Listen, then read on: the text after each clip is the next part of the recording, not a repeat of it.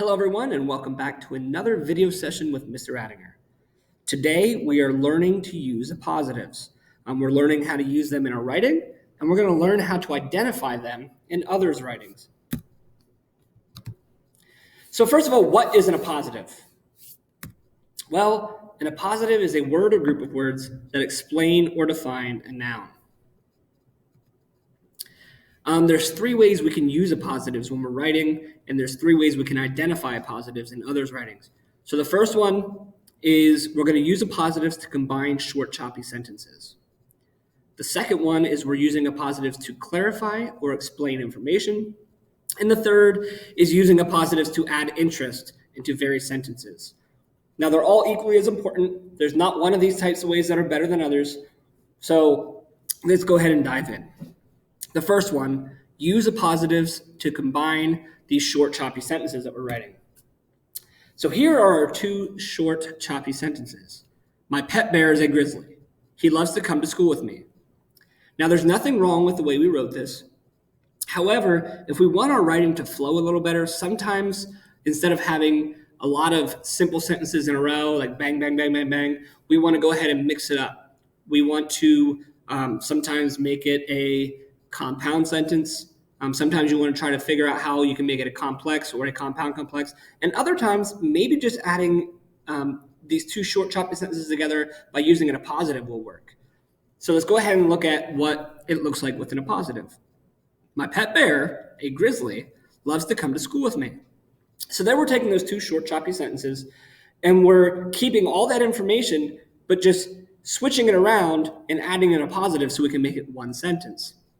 So you'll see the appositive is in gray there, and our appositive here is a grizzly. So what we're doing is we're explaining what type of pet bear this is, and at the same time, we're letting our reader know that our pet bear, a grizzly, loves to come to school. The next way we use appositives is to clarify or explain information. Now, for those of you who have been doing our daily editings in Mr. Attinger's class, you've been seeing these pop up quite a bit. We saw quite a few in week 7 daily editing when we say things like in fact or according to Harris, things like that. Those are to clarify or explain information. Here's another example. My favorite dog at the pound was Sadie, the golden retriever. So there our appositive is in gray, the golden retriever, and it's clarifying what type of dog Sadie is. Or maybe you're going to the pound to walk some of the dogs and show them some love until they get an owner. And you want to find the same dog that I enjoy spending time with. Maybe you want to find Sadie. Well, I'm clarifying that Sadie is the golden retriever here, so it makes it a little easier for you to find Sadie. And our third way to use an appositive is to add interest or to vary our sentences. So let's go ahead and take a look here. Elephants, very social animals, can communicate with one another and identify other elephants from distances of up to 2 miles. So here, again in gray, very social animals is our positive. It's adding a little interest to elephants. We're giving a little bit more information. We're adding interest to our sentence here. We could just say elephants can communicate with one another and identify other elephants from distances of up to 2 miles. But we're just adding that they're very social animals to give a little more interest to what we're talking about. Now, let's talk about when to use commas while writing appositives. So there are times to use commas and there are times to leave the commas out, and we're going to discuss when we do this. So there are two types of appositives. You have essential appositives and non-essential appositives. Only non-essential appositives need commas. So all those appositives in the previous slides, they were all non-essential appositives, and you could tell because they were surrounded by commas. So an appositive is essential when it is needed to make the meaning of the sentence clear. So if that positive is taken out, the sentence is not clear. We can't really tell exactly what that sentence means. And that's when it's essential and there should be no commas. And a positive is non-essential when it simply adds information to a sentence whose meaning is already clear. Like all those examples we saw, you could actually pull the appositive out and the sentence will still have meaning. So here are two examples. My sister Emily lives in Colorado. Here, Emily is essential and it should not be separated by commas. The reason being is if you don't know who I am, you don't know if I have two sisters or three sisters or four sisters or one sister. So if I would just say my sister lives in Colorado, you wouldn't quite know which sister this is. So it's important that I say my sister Emily lives in Colorado. Now you know exactly who I'm talking about. That really solidified the meaning of that sentence. Now here's an example where I could basically write the same thing and Emily is now non-essential. So if I would say my only sister, Emily, lives in Colorado.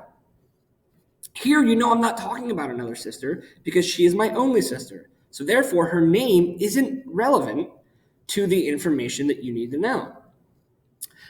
So when you identify that Emily is the only sister, she is now non-essential. The name Emily is not needed to make the sentence clear. So what I want you to do now, I know it says typing E for essential or N for non-essential.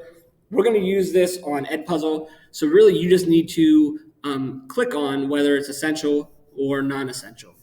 So number 1, the singer Britney Spears has a birthday in December.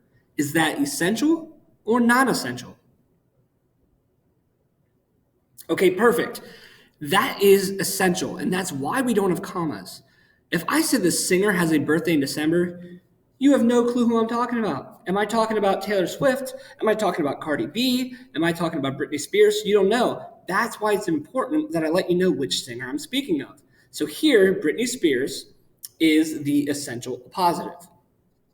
Number 2, your bag, the one with the purple flowers, was left in Mr. Olson's classroom. Is that essential or non-essential? Perfect. One hint is the commas. That's going to let you know it's not essential. And the reason this is not essential, because it's your bag. When you walk into Mr. Olson's room, you'll know it's yours. You don't need to know that it has purple flowers on it. You'll know it's yours. The other reason is because when you walk into Mr. Olson's room, it's likely the only bag in there. Now, if there's other bags in there, it still isn't going to make a difference. You know it's yours. You know which one belongs to you. Now, I clarified. I used an appositive to clear information, letting you know exactly which bag it is. But it was not essential. I could say your bag was left in Mr. Olson's classroom. You know you need to go to Mr. Olson's classroom to find the bag. Number 3, Kylie, the girl sitting behind me in class, is wearing a red shirt. Is that essential or non-essential? Perfect. That is a non-essential positive. I could say Kylie is wearing a red shirt, and you know who Kylie is and that she's wearing a red shirt. Now, I'm adding information. I'm clarifying that Kylie is the girl sitting behind me in class. But the sentence still makes sense. You still know that Kylie's wearing a red shirt, whether she's sitting behind me or not. You still know that.